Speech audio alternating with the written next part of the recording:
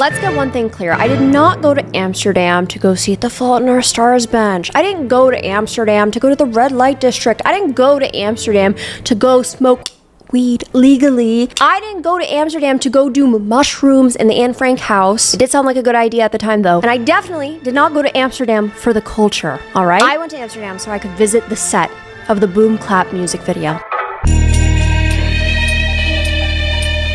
Thank you so much to Babbel for sponsoring today's video. One of the things that I am most grateful for from my family is teaching me Polish when I was a child. Growing up knowing 2 languages has benefited me so much in life. I am not gonna lie though, me moving away from home and not speaking Polish constantly with my family has made me lose a little bit of my Polish skills. However, me being able to have Babbel right on my phone and being able to learn wherever I am in order so that I speak a little bit more fluently around my family so that my grandma can stop making fun of me is definitely a big plus. And that's why Babbel is one of the top language learning apps in the world. So here we are, we're about to start lesson 12 of Polish on Babbel. Sok. We're learning the word for juice. Sok. Yes! Jestem. Jestem. Prosto. Prosto. Yeah. Blisko. Blisko. And thanks to Babbel, now I can say kotlet schabowy to my mom, which means pork chop. Kotlet schabowy. Yeah, that's what I thought. So Babbel and I are able to give you guys 60% off of your subscription. The link will be on screen and also in the description. And you guys should leave a comment down below what language you'd like to learn next and why. Thank you, Babbel! Do widzenia. Hey, Rat Girl Summer, yay! Unfortunately, this album has taken over my entire consciousness. When I'm going to sleep, all I hear is bump that, bump that, bump that, bump that. I cannot sit still. Like, I'm literally rubbing my feet together in bed at night like a little cricket. To bump that, bump that, bump that. I've been thinking, living, breathing, drinking, eating, Brat, pretty much. And the best part about this all is that I know that you have been too. It is impossible to escape the Brat universe. It's probably your favorite artist's favorite album right now. And I'm not saying that in like a chaperone trying to be cheeky kind of way. Like, I genuinely mean it. I met Ben Platt the other week and I asked him what his favorite Brat song was. And he said 360. For anybody who wants to know. You guys can put that like on his like wiki, not Wikipedia, I'm not fucking stupid. Well, you guys can put that somewhere. 360 is Ben Platt's favorite, thank you. Some may say I'm behind on this, I don't think so. I was giving Charli the time that she needed to roll everything out, okay? Charli said, okay, bye on the Brat wall. I said, okay, I'm allowed to make this video now. Want to get started from the beginning of Charli XCX's lore, the impact she is now having on me as like an adult little girl, maybe 25 in 2 months. And most importantly, talking about Brat, because it's very important and it's a lot deeper than you may think. Or maybe you know how deep it is because you're a fucking smart human and intellectual. Also, if you're one of the people on twitter.com that said that I'm killing media literacy, this video is not for you. You know what? Maybe I am killing media literacy. Maybe I do get some of my information from reddit.com. And what about it? What are you gonna do about it? Did you know that Charli X's name isn't even Charli? It's Charlotte. Charlotte Emma Atchison. Can you imagine like her parents saying that to her? Charlotte Emma Atchison, come here. Anyway, so Charlotte Emma Atchison was born in Cambridge on the 2nd of August, 1992. She's the only child of nurse and flight attendant Shamira and entrepreneur of the show booker John Atchison. So something that a lot of people did not know, but a lot of people are finding out now, is that her mom was born into a Gujarati Indian family in Uganda, and her father is Scottish. So she grew up in Essex, but like from a very early age, she was very interested in music. Her favorites growing up being Britney Spears, Spice Girls, and she started writing songs at the age of 14. We have similar upbringings, like posting content on the internet at way too young of an age. So she began posting her songs onto MySpace in 2008, which led her to be discovered by a promoter who invited her to perform at warehouse raves. Very casual. 16 years old. Getting invited to warehouse raves. It's England. I feel like crazier stuff happens. And then in 2010, she signed a recording contract with Asylum Records, releasing a series of singles and mixtapes throughout 2011 and 2012. When she was 16, she did this like badass interview where she is like fully decked out in her little costumes and stuff. And she used to like wear this wig that looked like Marie Antoinette. She did her makeup like really, really fun and colorful. And she did this interview where she was saying, at the moment, there's so much stuff going on underground. Everyone's throwing secret raves. Everyone's getting up there and jumping around dressed up in bubbles and tinsel, and I think that's wicked. There's always, oh, I should probably do this in like a British accent, right? Because every time I do that, my British followers definitely don't get very offended when I do that. There's always something different going on. I don't know if I'm a part of the movement. You only realize that once it's over. Nice. And one of the coolest things that Charli said as a 16-year-old, which is so relevant to her life today, is when she said, I want to prove to people that you don't have to become this big commercial pop writing machine to be successful. You can just do whatever you want and it will be fine. I'd like everyone to live a little and go a bit mental when they hear my music and just cover themselves in balloons and dance all around.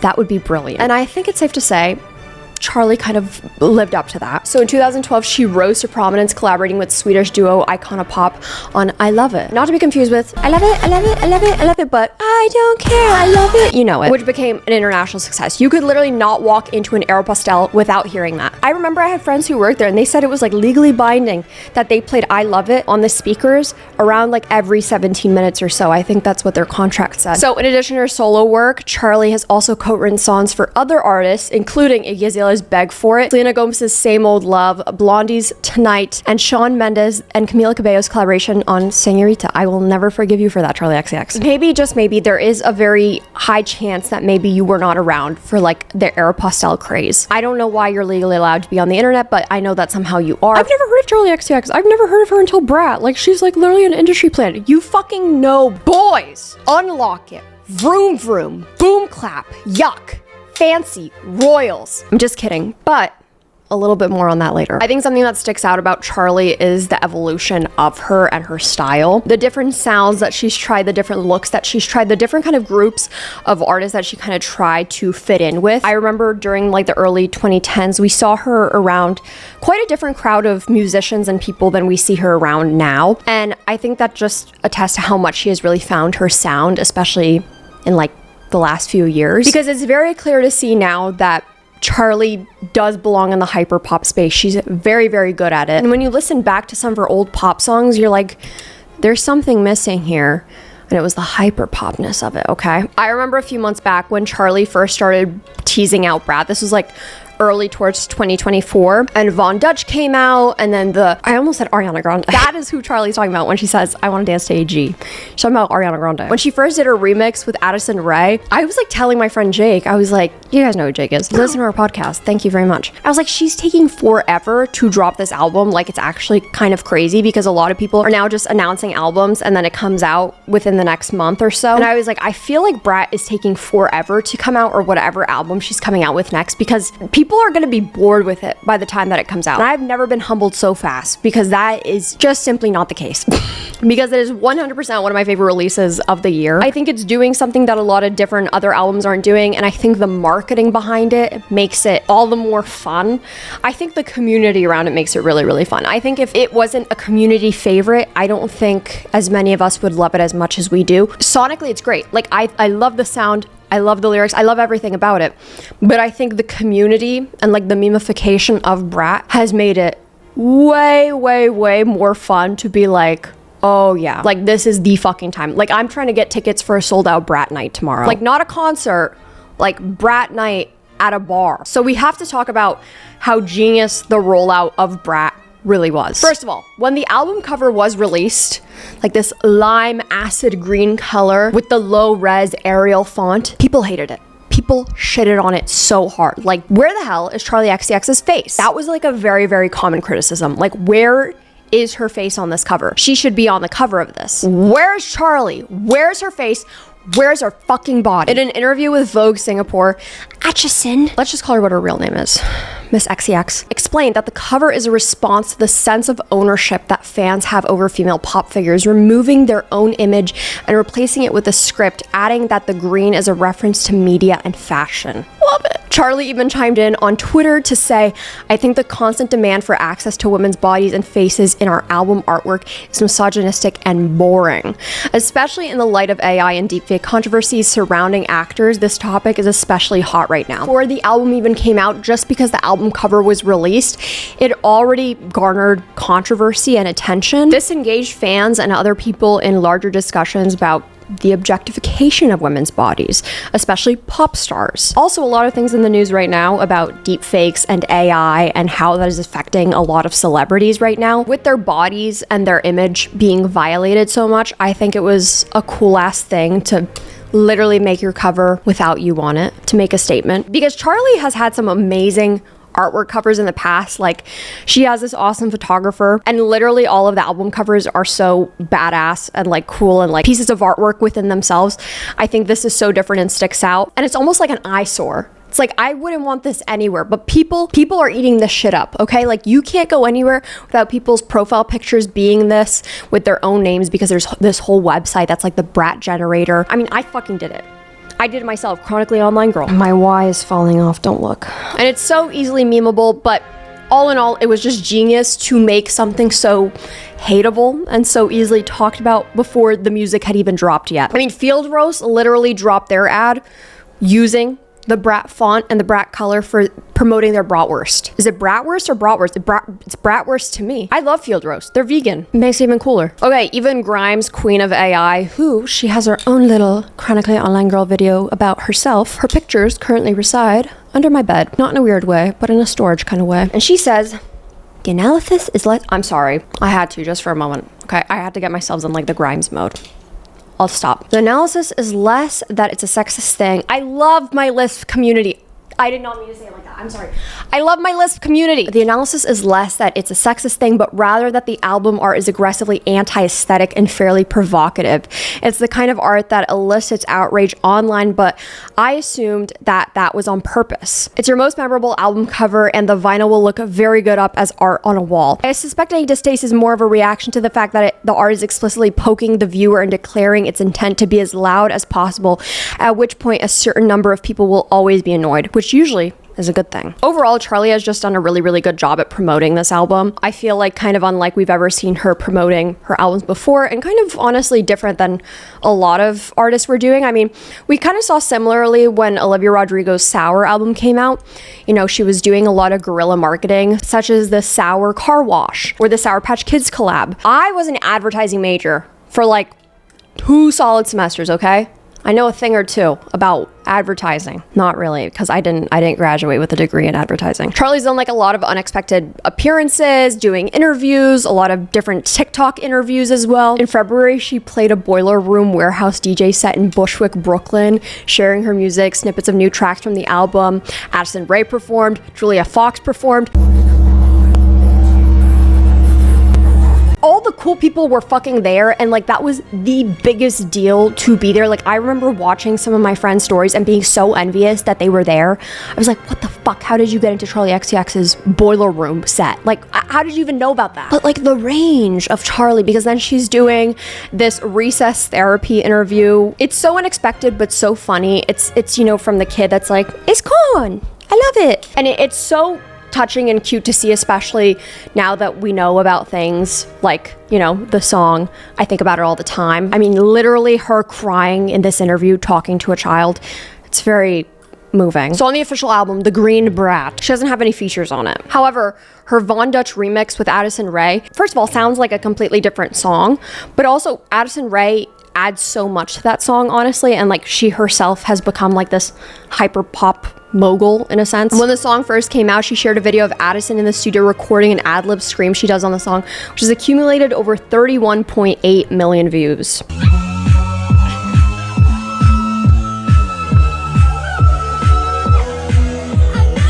And the cover art for each single from Brat and its remixes also have like a stark aesthetic, being a black and white photo, where a small color band is just on the side with like very, very tiny little letters with the track name on it. It's like a very cool, stark duality. Like, you see the black and white photo and you're like, oh yeah, that is a remix from a single. Similar to what Doja Cat did when Scarlet came out, Charli has also changed all the album covers on streaming services to have the same aesthetic as this, with the low-res Arial font with like different colors, like very in your face. I think that's such a smart strategy. What Doja Cat did was basically change all of her album covers for like a short amount of time, a shade of red. It's like these little marketing touches that in the grand scheme of things, you're like, oh, this doesn't make a difference. Like, this makes absolutely no difference, but it does, because it gets people like me fucking talking about it because we're excited about it. And then one of the coolest things is the Brat wall. Oh my God. Following her Boiler Room set, she uploaded a cryptic post to X on May 2nd with an address in Bushwick, Brooklyn that featured a time. Basically being like, show up here at this address at this time. And you can still go there. And the green Brat wall is still very much so up. But what this was the epitome of is like literally making her fans watch paint dry and everyone ate it up. Her fans gathered at the spot and she began to play some music and dance on top of a car in a swarm of hundreds of fans in front of a lime green wall with the word Brat on it. This later became known as the Brat Wall. So there was a live stream for the Brat Wall, and after the album had released, it was changed to a white background that announced the deluxe version. Brat, and it's the same, but there's 3 more songs, so it's not. Only 3 days after Brat's initial release. Since then, the Brat Wall has had some upgrades. For example, when Lorde was featured on the album, which we'll get into. Charli also made a Brat 360 burner account to engage with her super fans. It's a spam account that's like super selective, because when she was posting on it, it would be public for only like a limited amount of time, and then it would go private. It's like, oh my god. So it created this urgency to go be a part of Brat 360, and it was able to build excitement on a personal level with her super fans. I honestly think without this like genius marketing, I really don't think that Brat would be as big as it is.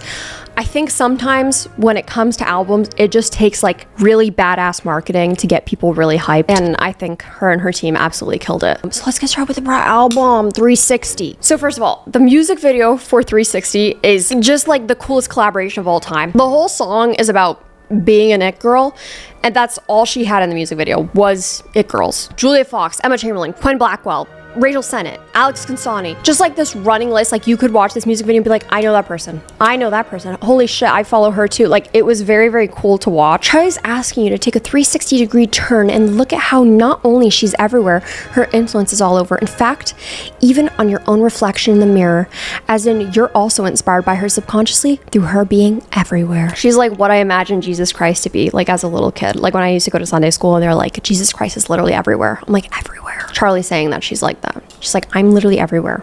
I'm in your walls. And Brat has this party girl persona while also having this duality of being very personal and vulnerable and insecure.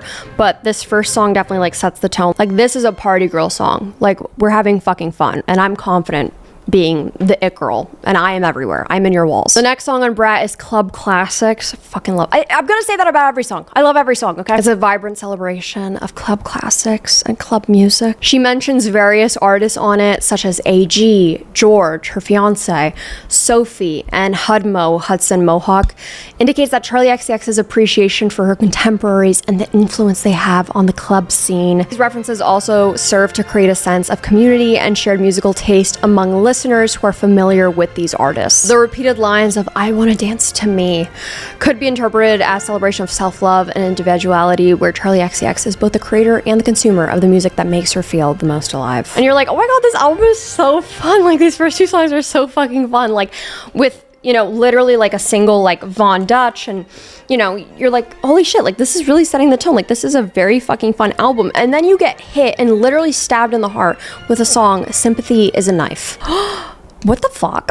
I cannot emphasize to you how called out I felt when she said, why I want to buy a gun, why I want to shoot myself.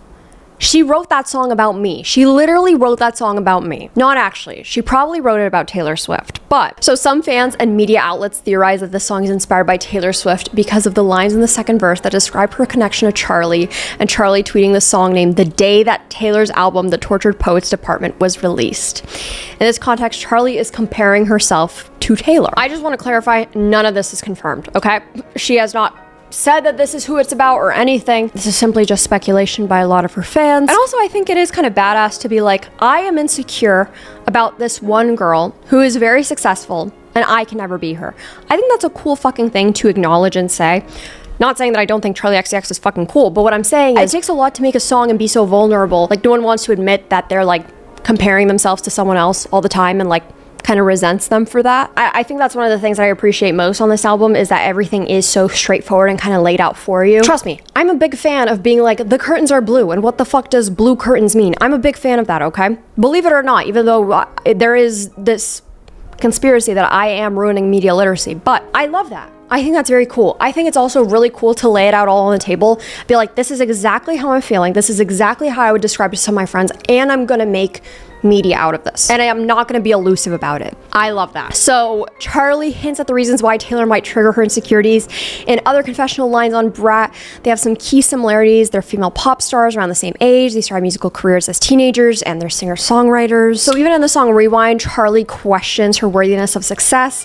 I used to never think about Billboard, but now I started thinking again, wondering about whether I think I deserve commercial success. It's clear that she's talking about someone in the industry with lyrics like, I don't want to share the space, I don't want to force a smile, this one girl taps my insecurities, don't know if it's real or if I'm spiraling. One voice tells me that they laugh, George says I'm just paranoid, says he just doesn't see it, he's so naive, I'm embarrassed to have it, but need the sympathy. Because I couldn't even be her if I tried. I'm opposite, I'm on the other side. I feel all these feelings I can't control, oh no, I don't know why. All the sympathy is just a knife. Charli is very successful, however, she is not on the same level as Taylor Swift, one of the most awarded and commercially successful musicians literally ever. While they have two different goals and are two very different type of women who make very different type of music, Charli even acknowledges that on the song. But once again, insecurity is often irrational and doesn't make any sense, and oftentimes does stem from paranoia. However, the history behind Taylor and Charli is that Charli was actually an opener for Taylor on her 2018 Reputation tour, which may also contribute to jealousy over Taylor's higher profile career. In a 2019 interview with Pitchfork, Charli said that the experience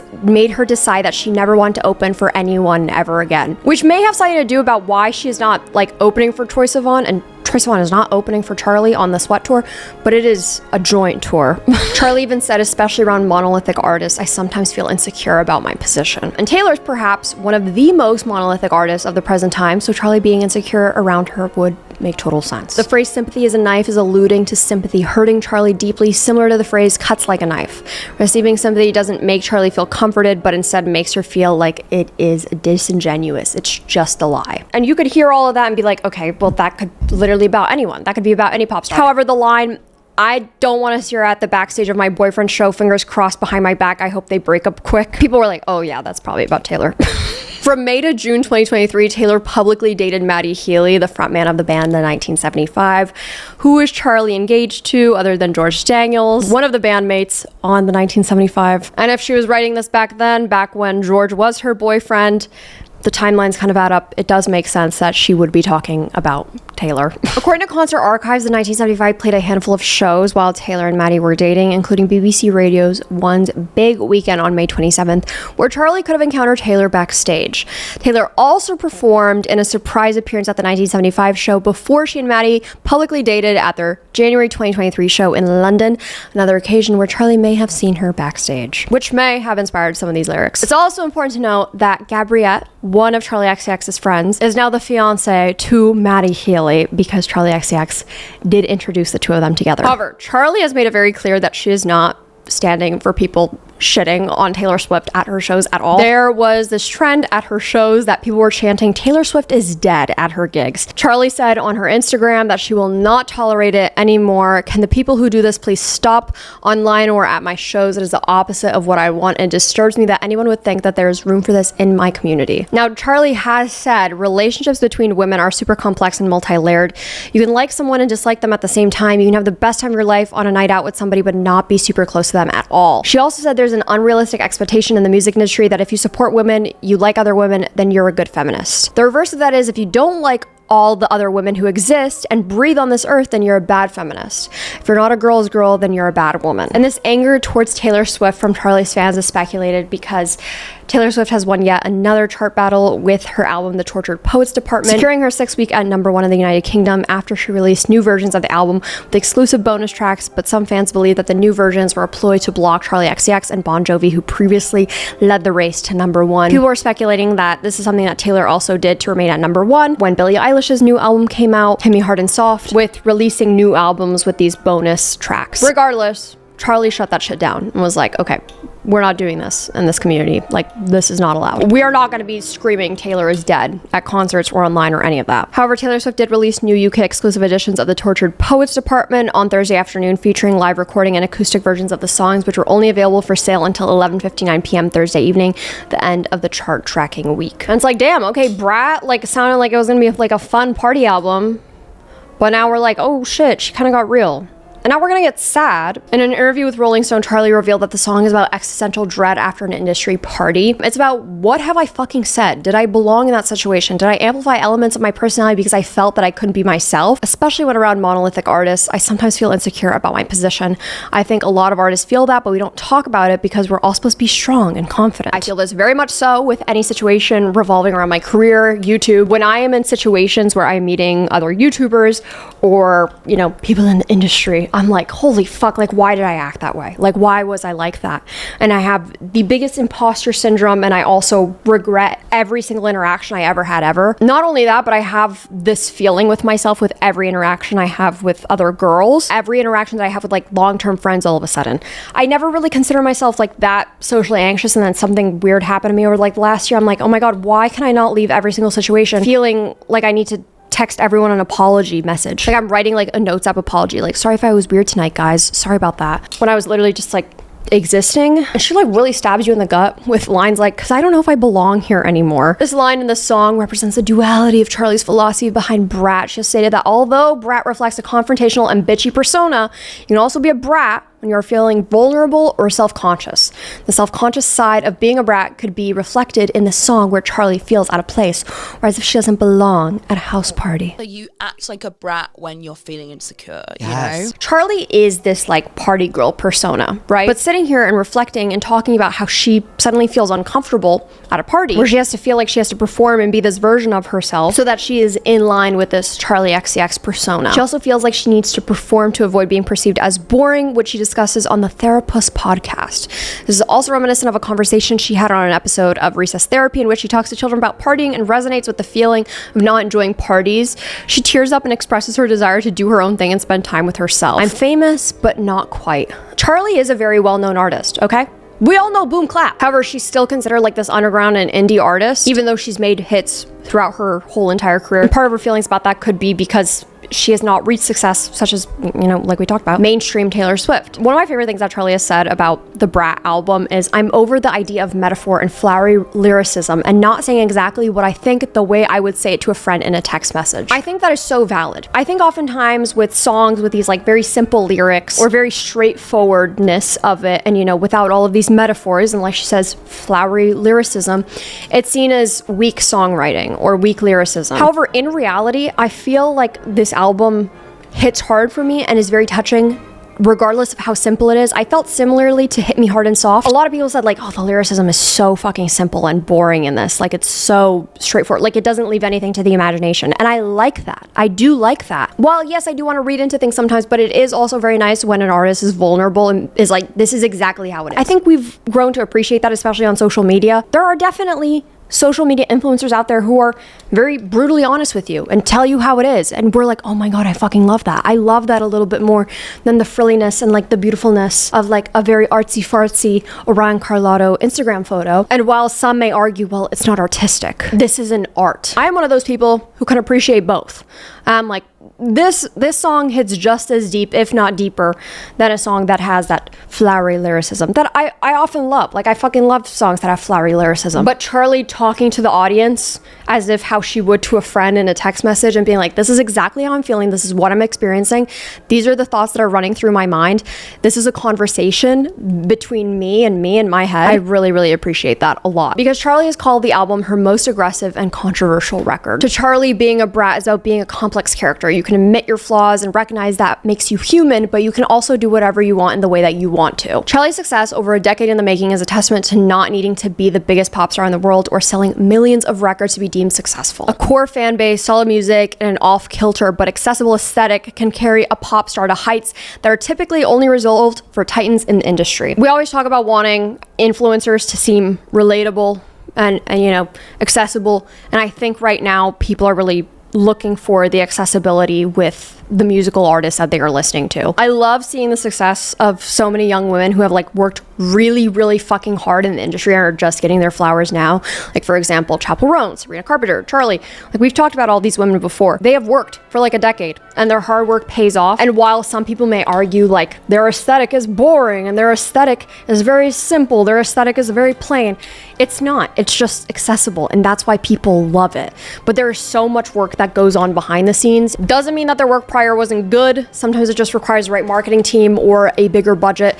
Something that Charli arguably got after her re-sign with Atlantic for 2 records. Because back in 2020, Charli did say that her latest album, Crash, would be her 5th and final record with Atlantic. However, she did re-sign. So anyway, continuing on with the album, Talk Talk. The context for this is actually about her fiance, George. It starts off with, I've been looking at you, putting holes in your head. And Charli gives context to this in a TikTok where she says, you know when you just feel like someone's watching you, you can feel like a hole burning in the back of your head. Because that's exactly what she was doing. She was literally staring at him from across the room. This was actually based off of a real life experience between her and George. Talk Talk is about a very specific moment where me and my fiance, we were not together, but we were definitely very into each other. We were at the 2020 NME Awards. We were both sat on different tables and we were like texting each other, but we weren't hanging out. We were both looking over at each other. It was very like one of us would look and then the other one would look away and then just vice versa. In the song I say, I followed you to the bathroom and then I felt crazy. I did actually do that. I saw that he went to the bathroom, so I was like, oh, I'll like go to the bathroom. And then I like got halfway there and I was like, this is insane. And then I went and sat down again. This song is so literal.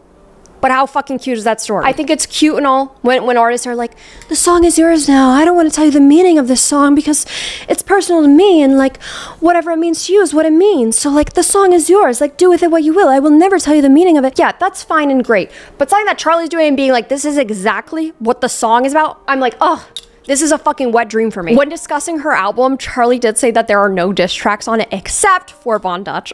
Before Charli's iconic Boiler Room set in New York, Charli was interviewed by The Face and set the tone for her 6th album saying, I kind of miss the time where pop music was like really volatile and crazy. I miss the Paris Hilton days. Everyone is so worried about everything right now, how they're perceived. This art they create is going to offend. February 21st, 2023, Charli did tweet, yes, this is a subtweet. Don't ever be fake to me ever again at a party, in the street, wherever I see you.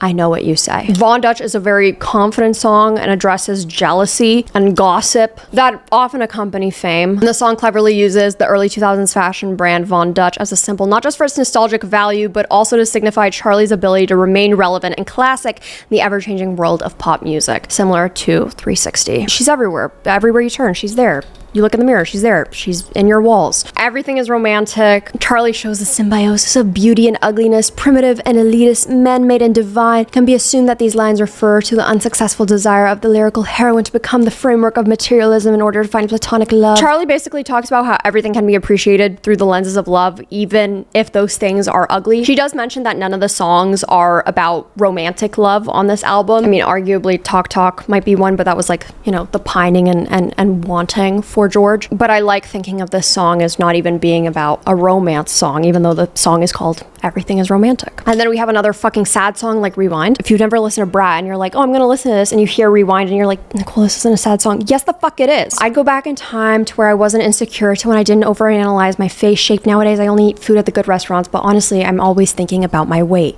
Damn, relevant. I literally talked about this in my last video where I talked about why do I not weigh the same that I do at the age of 16, now as a 24-year-old. I used to never think about Billboard, but now I've started thinking about it again, wondering about whether I think I deserve commercial success. The song is about Charli's difficulty with nostalgia and looking back at how time has passed and how she thinks differently on things now. Damn, if you've been around here for a while, I'm the queen of that. Literally, like, nostalgia eats me alive. Another song, So I, like a literal tearjerker. The song was first spoken of after a listening party that Charli held for fans. Some of those who attended shared that one of the songs is very personal and might be dedicated to Sophie. On March 6, 2024, she debuted at the Billboard Women in Music Awards, announcing this song is about a person who's really, really special to me, who's no longer with us. It's called So I. And the song is supposedly about the artist Sophie, who had passed in 2021. Sophie was a very close friend of Charli and also kind of a mentor to her, helping her with music, and she was very much so in the hyperpop space. And so this is kind of an ode to her. The song opens up with Your Star Burns So Bright. The lyric has somewhat of a straightforward meaning as it describes Sophie and her legacy as a star that is burning bright. However, it can also be noted that in 2021, as a result of Change.org petition, the asteroid 1980 RE1 was named Sophie Exxon in her honor. The original petition to name TOI 133.8b, a circumbinary exoplanet in Sophie's honor, was co-signed by Charli XCX. So she is literally A star. Charli also sings It's Okay to Cry, So I Cry. This is a reference to Sophie's song It's Okay to Cry from her 2018 album Oil of Every Pearl's on Insides. In addition to the reference, this song is sampled in So I. This one made me especially sad when I was writing this video, but things you'd suggest, make it faster. Would you like this one? Maybe just a little bit. Funny enough, Sophie would almost always speed and pitch up Charli's tracks by a semitone when playing them live in her sets. Immediately after seeing this line, Charli takes Sophie's previous suggestion and speeds the song up several beats per minute as she sings the chorus one last time. One of the most talked about songs, Girl So Confusing, obviously. This is basically Charli overthinking and reflecting on all of her interactions with a certain person. It highlights her insecurities and the confusion she feels about the relationships, particularly with this one person that she's addressing. She questions whether they genuinely like her or harbor negative feelings, illustrating the complexities and self-doubt that come with trying to understand each other's true intentions and feelings. People say we're alike. They say we got the same hair. We talk about making music, but I don't know if it's honest. This is where people started to speculate. They're like, who the hell is she talking about? There was, you know, some speculation like maybe it's about FK Twigs. Then they heard the line about like we have the same hair, and people were like, oh, it's definitely about Marina from Marina and the Diamonds. But a lot of people were really set on the fact that it's about Lorde. It has to be about Lorde. Lorde and Charli have a very long history with one another, considering that they were confused a lot for each other when they were both coming up into the music scene. In an Instagram story posted on her private account, Charli replied to a fan who asked about the possibility of Lorde collaboration and explained that while she's talked with her about writing a song together, but the talks never lead to any actual songs being finalized, and she doesn't know why that is. You're all about writing poems, but I'm about throwing parties. Think you should come to my party and put your hands up. Well, some people also speculate that this song makes a reference to Marina Diamonds. In Lorde's song Team, she famously sings, I'm kind of over getting told to throw my hands up in the air, and people think that this is a direct response to that. In the song, literally, Charli says, maybe one day we'll make music, the internet would go crazy. And the internet went fucking crazy. This is a screenshot that Charli posted of what Lorde had sent her, the lyrics to the remix song. The Girl So Confusing version with Lorde is an alternate version of the song Girl So Confusing by Charli XCX. Lorde's lyrics read, I was so lost in my head and scared to be in your pictures because for the last couple years I've been at war with my body. I tried to starve myself thinner and then I gained all the weight back. Lorde is basically talking about the epitome of girlhood. We as women are often so obsessed with our own thoughts, our own bodies, our own selves, that we are not taking the time to think how our actions may be affecting others and what they may be thinking about that. Girl, you walk like a bitch. When I was 10, someone said that. That's me. Literally, I still get told that. It's you and me on the coin the industry loves to spend. Lorde and Charli cheekily comment on how this remix was manufactured, as all things in the music industry are. It's resolved miscommunication between two singers. It's just as much of a genius marketing move featuring the artist the original song is literally about. Because they literally said the internet will go crazy, and it did. And literally Lorde ends it off with, I ride for you, Charli. Like, that's beautiful. It's become kind of like a meme online and be like, what girl would I work it out on the remix with? I might say something that's going to be a little bit controversial. You know when like a very famous athlete dies and then boys will always come out of the woodworks and start texting you and be like, hey, I've just been thinking like this athlete just died and just made me think about how like I don't want to treat you poorly in this lifetime. We never know when our last day is. I just feel like a lot of guys did that. Like when Kobe died, this is literally just the girl version of that.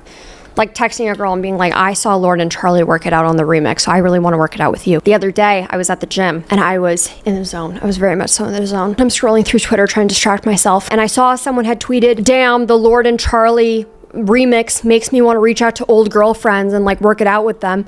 And I liked it because I was like, oh my god, girl, I feel the same. It's a girl that I do not talk with anymore, and I think we have beef with each other. It's a miscommunication. I don't know. I was like, fuck. I unliked it, but then I had to re-like it because I was like, they already saw that I liked it. They had to have seen that I had liked it. Anyway, embarrassing. I want Sabrina Carpenter and Olivia Rodrigo to work it out on the remix. That's what I want. Ugh, the apple. Hey, you know the TikTok dance? You know it. Right? I think the apple's rotten right to the core. I think the apple's rotten right down to the core from all the things passed down from all the apples coming before. In an interview on the podcast Las Culturistas, Charli described the song as being about her at times complicated relationship with her parents. Charli wonders what traits would have been passed down to her, including the ones her parents possessed that she doesn't love. And while this song is like really fun and like a bop and everything, it has people, especially on TikTok, talking about like generational trauma. Like, damn, I didn't think Charli XCX was gonna make me want to like work it out with my ex-best friend. and rethink the relationship with my mother. The song Mean Girls. In an interview for The Face, Charli states that Mean Girls is inspired by Dasha Nekrasova and an interest in succubus-looking dead-eyed women. She notes herself and Gabrielle as examples of this archetype. You said she's problematic in the way that you say it's so fanatic. I think she already knows that you're obsessed. Dasha and other people associated with the Dimes Square art movement have made remarks that align with their alt-right beliefs, which many believe are bigoted and problematic. Despite this, the movement has received significant attention and cultural press. Dasha herself has landed roles in mainstream media, such as Succession. Charli also reflects on the effects of like stan culture, following an idol, and listening to everything they do regardless of controversy that they're in. I think about it all the time. If you've watched any of my content, you know how hard this song fucking hit. It's about a baby. Literally, Jake was like, maybe don't listen to that song. It's about a baby. But like, this song is exactly how I feel about pregnancy and babies to a certain extent. I think about it all the time, reflects Charli's thoughts and feelings about the future, especially regarding motherhood. She shares her uncertainties and existential questions about when or if she should take that step in her life. It's a personal and introspective piece that explores her contemplation on the significant life choice. She even talks about motherhood and wanting to be a mother on Emma Chamberlain's podcast. In a Rolling Stone interview, Charli stated that the song was Charli inspired by one of her close friends, Noonie Bao, when she had a child. It was crazy seeing her standing in the same clothes she's always worn, but now she has this completely different perspective on life than I do. She's not enforcing that on me, it's just a fact. She's not alive for the same reasons that I am now. Am I less of a woman if I don't have a kid? Well, I feel like I've missed out on my purpose in life. I know we're not supposed to say that, but it's this biological and social programming. There's a lot of pressure on women to not talk about that stuff super openly, especially not in pop music or in music generally.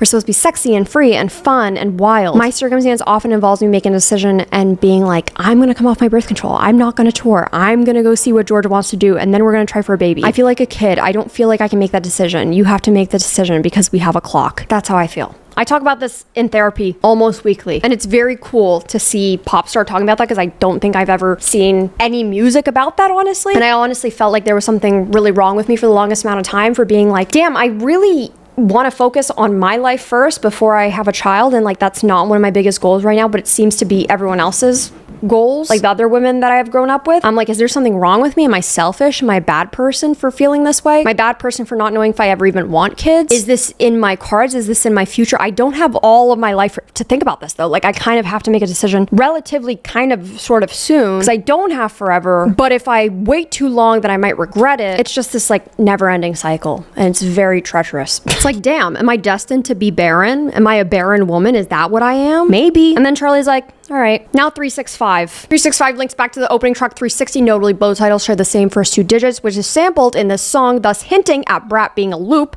This motif has also been seen before in Charli's self-titled 2019 album, Charli, where it begins with 1999 and ends with 2099. And of course, there are three more songs. Hello, Goodbye, Guess, which is literally all about fucking underwear. Somehow I found a way to credit that song. Don't ask me how. And then Spring Breakers, which is apparently her feelings towards the Grammys. In early 2023, after not being nominated for her fifth album, Crash, Charli spoke out on an Instagram in a since deleted post. Me not being nominated for a Grammy for Crash is like Mia Goth not being nominated for an Oscar for Pearl. And only further evidence that proves people don't want to see hot, evil girls thrive. True. Charli being a hater in these lyrics could refer to the public comments criticizing the Grammys. She may also be implying that they snubbed her music because she is known for being brash and honest and doesn't play the politeness game that is expected of pop performers, especially women. This is coming from a girl who like only listened to indie, and if you've been around for long enough, you know I only listen to men. I literally only ever listen to male artists. And I was like, what the hell? Why don't I listen to any fucking women? That's a time of the past, okay? I'm a born again hyper pop girly, okay? I see the light now. And I think in a time where people are really desiring hyper pop,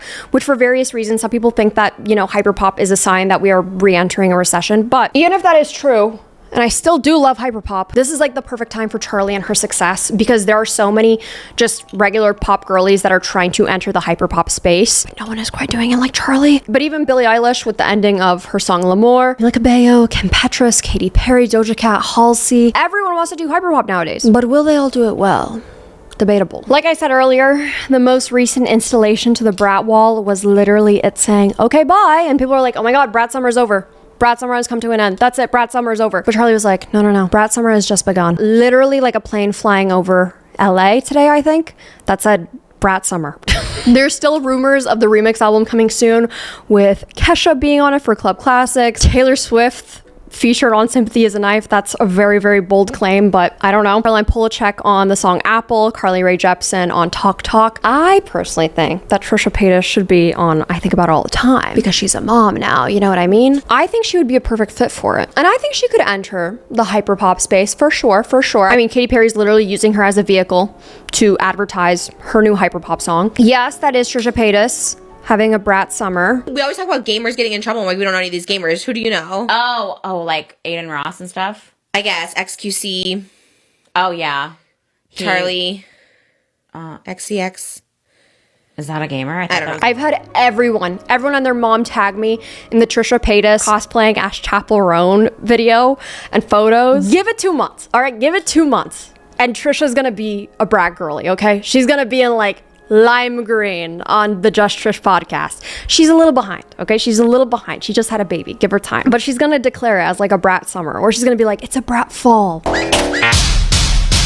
Thank you guys so much for watching this video. If you guys liked it, please make sure that you leave it a like. It helps out so much. Also, leave a comment to your favorite song from Brat, who you hope is on the remix album. I'd love to hear your thoughts. Make sure you subscribe if you want to be nasty. If not, you're disgusting. Also, make sure every bell notification is on so you know every single time I post. Also, we're gross. I have merch, and I also have a podcast that comes out every other Monday. If you want to follow me on my other social media, Instagram, Twitter, Depop, Spotify, it's just at Nicole Rafiee. And if you want to follow me on my TikTok, it's at Nikki Nasty. Thank you again so much to Babbel for sponsoring today's video. Remember to click my link to get 60% off. I'm gonna go now and probably text all the girls in my life that I'm no longer friends with and try to work it out on the remix and like talk to my mom about the traits that were passed down onto me that I don't like love and like think about my family tree. If you see me at Brat night wearing this exact same outfit, mind your fucking business, okay? Thank you.